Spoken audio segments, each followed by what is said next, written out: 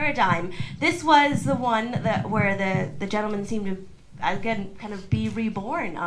It seemed like a mix of a lot of the metal snakes and then the blood, and then him, it looks like he stabbed himself. So the thoughts on that particular thing is obviously this is all about life and fears that we have to deal with in our life, and in the end the only enemy that we really have to deal with is ourselves. And basically this life is all about overcoming those fears and overcoming yourself, and then moving on to doing whatever it is makes you happy. It seemed like throughout that session, each element kept pushing him forward, kind of towards the light, as it seemed. Yeah, I'm wondering if it's too a matter of use your time wisely. Do you spend the time trying to fight these elements, or do you just keep going towards the light? I think that he was talking a time loop. Oh, okay. Thank you. I think that the scene where he escapes the snakes, Mm-hmm. it looks like he has been there before, and that's why he didn't die. So I think that the movie is about finishing something, and you can't leave until you do. And if you fail, you go back to the beginning and you try again and again and again until you finish it. And I believe that's what the time loop was about, because he went back to the first scene. I agree with you, yeah, that loop. And the question is then, what does he need to do to break that loop?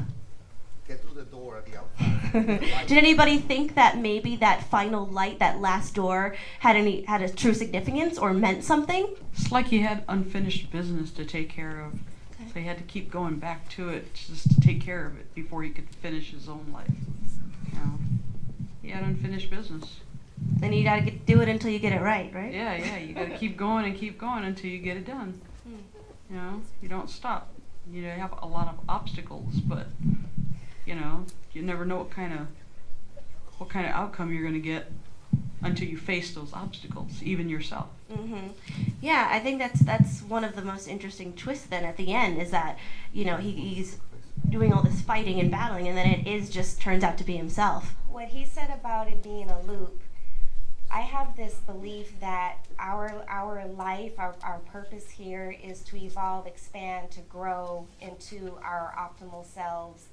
And I know this is cliche, but the whole thing about savoring the journey, and getting the lessons and the education, our each individualized lessons and education, and not being an all-fired rush to get to the end, because when you get to the end, it's time to check in or check out, and either way you go, it's over. So, it's like a road trip. You might throw a rod, you might have a flat tire, you might take a detour, you might get lost, but it's all part of your path.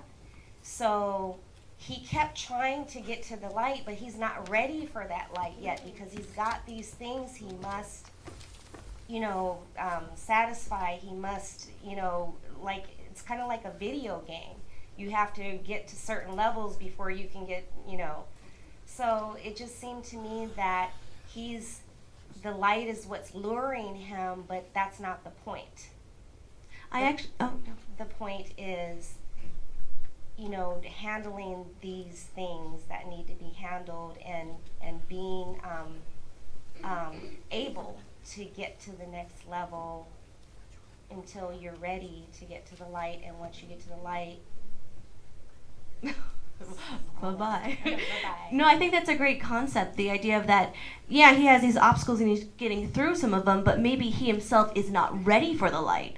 No, I think that's a great idea. I didn't really see all the ideas, but I like them. They're very interesting. I just kind of saw it as a very good showcase of special effects and the camera work and everything. It was very interesting to see all that. I kind of felt like I was watching like a big budget film in terms of how they use the actual shots and everything. It was pretty good. Pretty good showcase.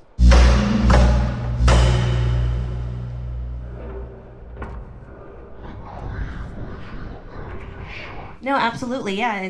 That short focused a lot on the post-production, so all of the tech aspects of it and special effects.